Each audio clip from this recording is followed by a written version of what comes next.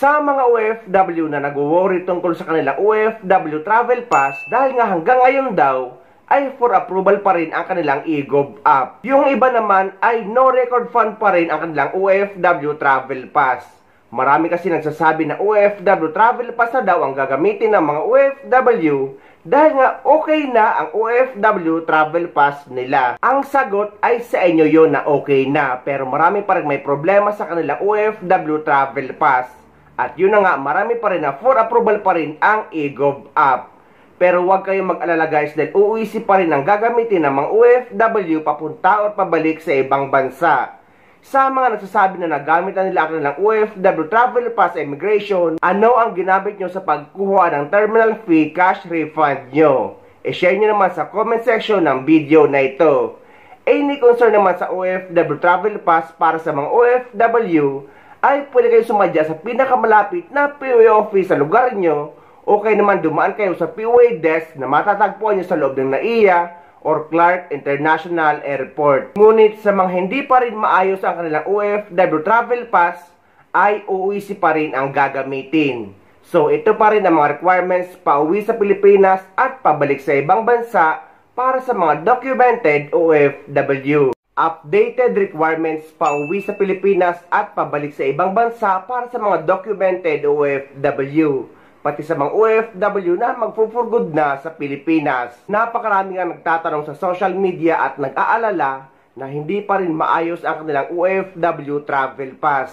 Pero nakakuha naman sila ng UEC. Ang sagot dyan guys, huwag kayong mag-alala dahil hindi kayo nag-iisa.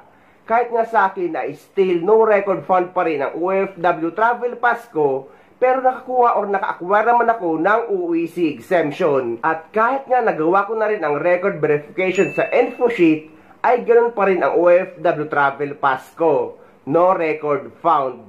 Pero huwag kayong mag-alala dahil may mga kaibigan ako nakakabalik lang dito sa Dubai at UEC pa rin ang hinanap sa kanila sa immigration.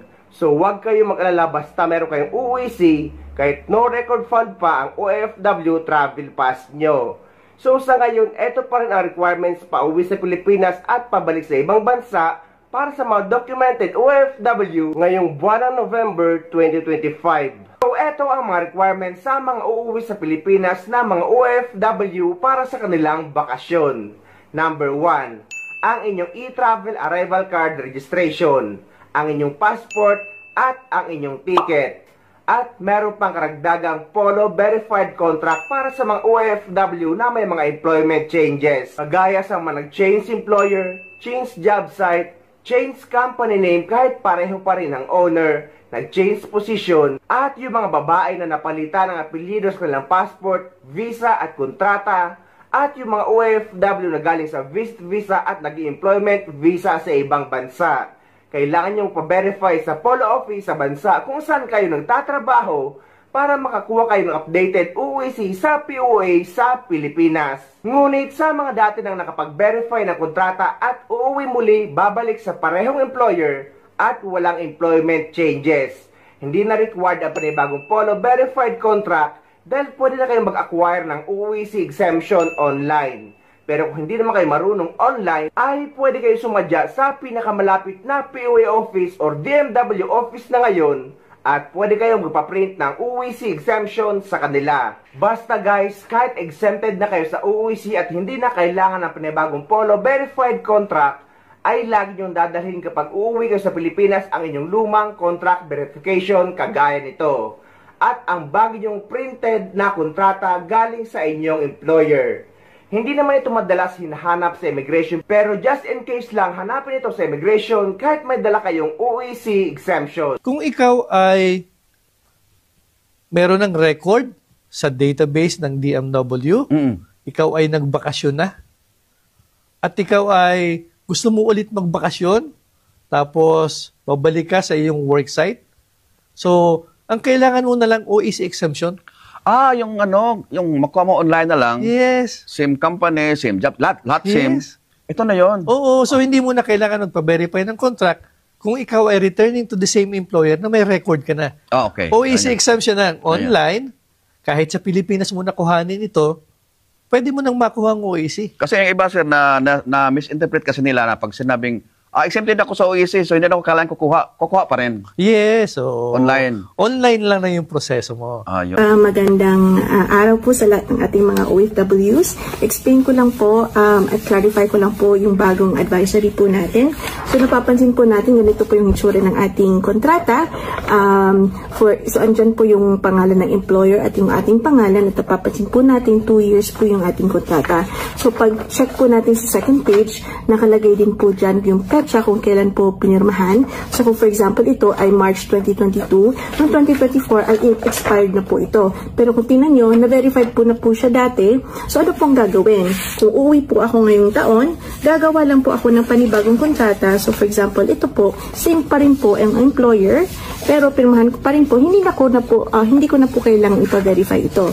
Okay? Pero pag uwi ko po sa Pilipinas, itong dalawa po ang dadalhin ko all the time. Ito po ipapakita ko sa immigration na hindi po nagpalit ang aking employer since 2022. Okay? And then, para naman po sa mga workers na open contract or walang duration ng kanilang contract or indefinite, hindi na po kailangan mag-issue ng bagong kontrata. Yun na po. Sa mga manggagaling naman sa Saudi Arabia, kailangan nyo ng exit re-entry visa kapag babalik pa kayo sa inyong employer. Pero dito sa United Arab Emirates ay wala naman tinatawag na exit re-entry visa. Sa mga OFW naman na mag-for good na, ang kailangan nyo pa uwi sa Pilipinas ay e-travel arrival card registration, passport, ticket at final exit visa. Dito naman sa UAE ay hindi naman final exit visa ang tawag, kundi cancellation paper or visa cancellation. Sa ibang bansa naman ay release paper ang tawag dito. So yan ang mga requirements sa mga pauwi sa Pilipinas. Ito naman ang mga requirements kapag pabalik sa ibang bansa para sa mga documented OFW. Number 1, ang inyong e-travel departure card registration. Number 2, ang inyong UEC. Number 3, ang inyong visa. Dito naman sa United Arab Emirates, ang visa natin ay ang Emirates ID na natin. So, ang Emirates ID na ang ipapakita nyo sa immigration. Number 4, ang inyong passport. Number 5, ang inyong ticket. At ang lagi natin pinapaalala, number 6, ay ang inyong OWA membership. Guys, inuulit natin na hindi naman hinahanap sa immigration ang OWA membership.